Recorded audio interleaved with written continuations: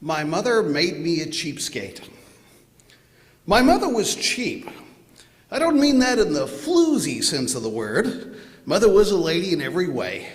She was just a lady who pursued bargains like a medieval knight going after the Holy Grail. Mom didn't have much of a choice, all things considered. She was born in 1934 and grew up first in a depression and then a war baby. As children, my sister and I were treated to endless stories about how bad things were back in the day and how we needed to appreciate what we had. There was the year they ate boiled turnips for Christmas dinner. I could recite that one word for word. It always ended with, "and we were glad to have them." We got the turnip story a lot because food was one of the chief ways my mother saved money.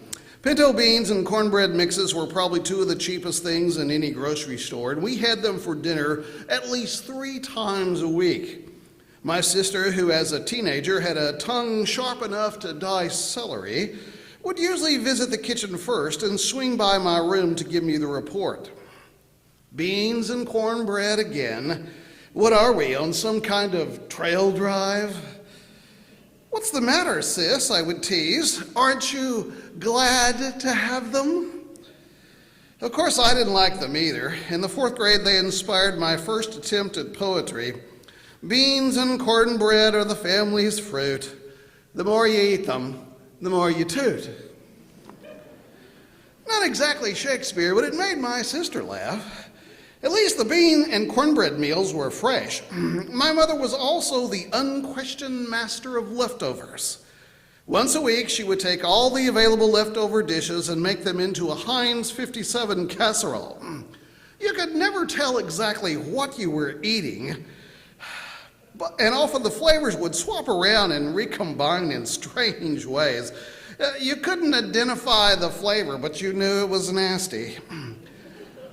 I ate as little as I could without getting a turnip story or a sermon about starving children. There were always children starving in Africa or India or someplace who would joyfully trade places with me to choke down a spinach baked beans rice-a-roti casserole. Neither my sister nor I were in any danger of childhood obesity growing up, but my dad shoveled it in every night regardless. When it was particularly bad, he would go to the refrigerator and get the mustard jar. Dad liked mustard, and if you slathered enough of it on boiled spiders, he would eat it. As long as there was a jar of French's in the fridge, he was just fine. Once a month, Mom took the leftover casseroles, mixed them all together, and made what she called Hungarian goulash. If the people in Hungary actually eat like this, I understand why the national name is one letter away from hungry. Food was just one of the ways, though, that my mother pursued a bargain. She proudly told us that her mother had been able to squeeze a nickel until it turned into 2 dimes. Mom aspired to go grandma one better and squeeze $1 until it hollered. She had already given up on my sister and had focused on mentoring me in the family cheapskate ways. Mom couldn't drive, so in high school I became her wheelman and apprentice. On most Saturdays of my sophomore year, I slid behind the wheel of a battleship-sized Buick and drove my mother to Bell's department store. Here she would shop for what are euphemistically called foundation garments. Mom would pick up a bra with a clearly marked price tag and ask a clerk how much it cost. When she got the answer, she would go into her aggrieved customer routine. "You want me to pay that? I've never paid that much for a maiden form before." The haggling had commenced, and this would go on for some time. Then, when everyone except my mother was just plain wore out, she would pull the ace out of her sleeve. "Well, if you will knock $1 off, I'll buy 2. The year my mother discovered that she could mail order Army surplus items was a new high for her. We started with GI toilet paper that came in rolls that were crushed flat and stuffed in olive drab plastic bags. The paper was a strange off-white color, and my sister swore that since Mom bought everything else used, she was now buying the TP that way. Over dinner one evening, my sister announced her intention not to use it. "That filthy stuff is not going anywhere near my bottom," she said, slurping up a mouthful of goulash. I hadn't touched mine yet. Mother had added a can of pickled beets to the mixture to spice it up that night, and I was transfixed by the large piece of elbow macaroni that looked like an intestine floating in a pool of blood. "I'll just steal a roll from the bathroom at school," my sister said.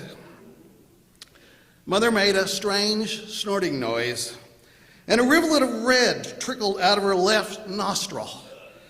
For a moment, I thought my sister had killed her, and she had stroked out, until I realized that she was just choking on the beet juice. My sister went to her room. My father winked and passed me the mustard. The greatest bargain my mother ever found was Army surplus soap. It was supposed to be pine-scented, but after sitting for years in a PX somewhere, the smell had changed. The soap smelled like beer. I showered joyfully with it every morning, and it gave me a certain bad boy cachet in high school. I would show up for first period every day smelling like I'd had a six-pack for breakfast. Word quickly got around school that I was a lush, and I became instantly popular. One day I was killing time in D Hall when a ridiculously hot girl named Kathy came up to me. "Hey," she said, "my mom says I'm not supposed to talk to you. She says you're a bad influence. You're taking me to prom." "Okay," I said, and we've been married 25 years next June. I owe a lot to my mother. She taught me about life and money and how being cheap is not always a bad thing. When she left us, I realized I had taken over her place in the family. The funeral home director pushed a bill for her final expenses across the desk to me. I looked at it and pushed it back. "You want me to pay that?" I know my mother would have been proud. Thank you.